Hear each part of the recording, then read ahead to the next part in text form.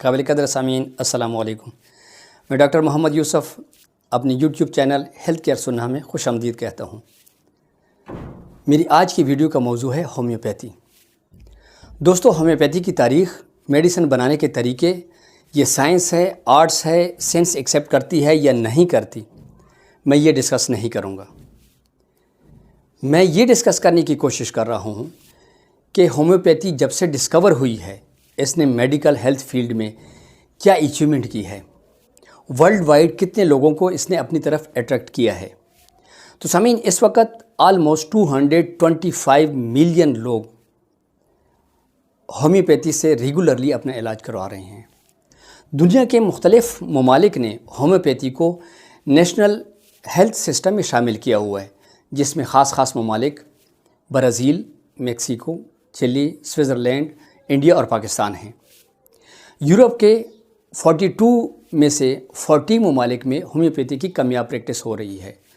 United kingdom میں 6 million لوگ homeopathy سے اپنا علاج کروا رہے ہیں، اور اس میں اینولی 20% اضافہ ہو رہا ہے.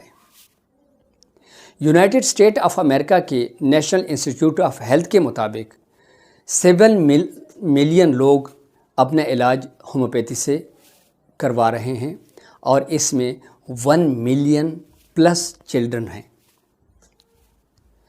سامعین، اعداد و شمار کے اعتبار سے اس ٹائم انڈیا سب سے آگے ہے.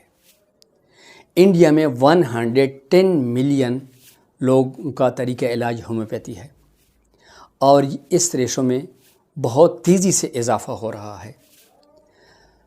سامعین، ہومیوپیتھی کے ساتھ تعلق رکھنے والے لوگوں کے لیے یہ اعداد و شمار میرے خیال میں بہت حوصلہ افزا ہیں.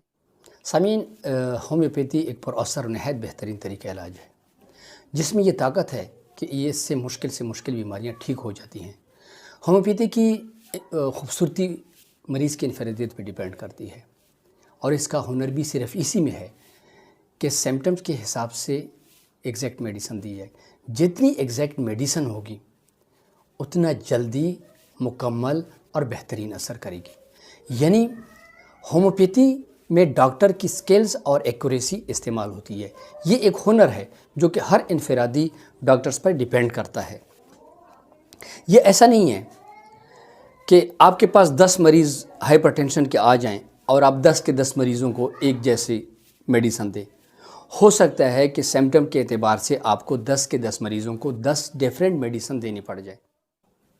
سامعین، اس کے لیے ضروری ہے کہ ہومیو پریکٹیشنر اپنی پریسکرپشن زیادہ کنسسٹنٹ اور ریزلٹ اورینٹڈ بنائے، اور جو پریکٹس سینئرز نے کی ہے اور جو ایکسپیرینس سینئرز نے گین کی ہے وہ جونیئر تک پہنچائی جائے. جتنی ہم زیادہ پریکٹس کریں گے، جتنے زیادہ ہم شواہد اکٹھے کریں گے، اتنے ہمارے ریزلٹ اچھے آئیں گے، جو اپنی مثال آپ ہوں گے.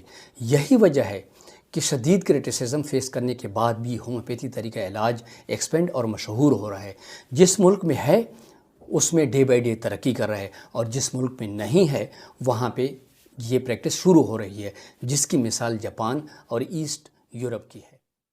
سامعین، جو لوگ ہومیوپیتھی سے اپنا علاج کراتے ہیں وہ ہومیوپیتھی کے شکر گزار ہیں. وہ یہ نہیں دیکھتے کہ ہومیوپیتھی لاجیکل ہے یا نہیں ہے، سائنس اپروو ہے یا نہیں ہے، سینس رکھتی ہے یا نہیں رکھتی، وہ ریزلٹ دیکھتے ہیں. ہمارے لیڈر ہانیمن نے کتاب لکھی جس کے شروع کے الفاظ ہیں homeopathy appeals to proof of its action. تو آپ اس کے اثرات دیکھ لیں، ریزلٹ دیکھیں. آپ لاجکس یا اس سائنس پہ نہ جائیں جو آپ سمجھتے ہیں. بنیادی طور پہ سائنس کیا ہے؟ سائنس یہ نہیں ہے کہ جو آپ کی سمجھ میں آ جائے. بہت ساری چیزیں ایسی ہیں جو حقیقت ہوتی ہیں مگر وہ سائنس اپروو نہیں کر سکتی یا وہ آپ کی سمجھ میں نہیں آتی. تو سائنس کی بنیاد یہ نہیں ہے کہ جو آپ کی سمجھ میں آ جائے. سائنس کی بنیاد تجزیات، مشاہدات اور تجربات پہ ہے، یعنی جو ریزلٹ ایکچولی واقع ہوتا ہے. ایسا نہیں ہے کہ جو چیز ہم آج نہیں سمجھتے وہ سائنس نہیں ہے. یعنی جب نیوٹن نے ایکشن اینڈ ری ایکشن کا لا ایجاد نہیں کیا تھا تب بھی ایکشن کا ری ایکشن ہی تھا. یا جب نیوٹن نے لا آف گریویٹی ڈسکور نہیں کیا تھا تب بھی چیزیں زمین پہ ہی گرتی تھی. یعنی ایپل تب بھی اس وقت بھی زمین پہ ہی گرنا تھا. تو معزز سامعین، ڈونٹ تھنک کہ ہومیو میڈیسن سائنس ایکسیپٹ نہیں کرتی یا یہ سائنس سے پروف نہیں ہے. جب یہ رزلٹ دیتی ہے تو ہمیں اپنے سینسز کو اور اپنی سائنس کو امپروو کرنا چاہیے تاکہ ہمیں ہومیوپیتھک کی سائنس کی سمجھ آ جائے۔ جس بندے نے بھی ہومیوپیتھک کو سمجھنے کی کوشش کی ہے وہ پھر ساری عمر ہومیوپیتھک کا ہی رہا۔ اس کی ایک میں مثال میں دیتا ہوں، جب انڈیا کے اوپر برٹش حکمران تھے اس وقت ہومیوپیتھک طریقہ علاج نیا نیا شروع ہوا تھا اور لوگ اپنی طور پہ پریکٹس کرتے تھے۔ برٹش میڈیکل ایسوسیشن چاہتی تھی کہ یہ طریقہ علاج پھیلنے سے پہلے ہی اس کو ہم بند کر دیں، تو انہوں نے ایک ڈاکٹر جس کا نام مہندر لال تھا اور یہ کلکتہ میں پریکٹس کرتے تھے اور برٹش میڈیکل ایسوسیشن کے وائس پریزیڈنٹ تھے، انہوں نے اس کی ڈیوٹی لگائی کہ آپ ہومیوپیتھ کو لیکچر دیں اور ان کو بتائیں کہ ایک نان سینس اور لاجیکل پریکٹس نہیں ہے، تو اس کو آپ بند کر دیں۔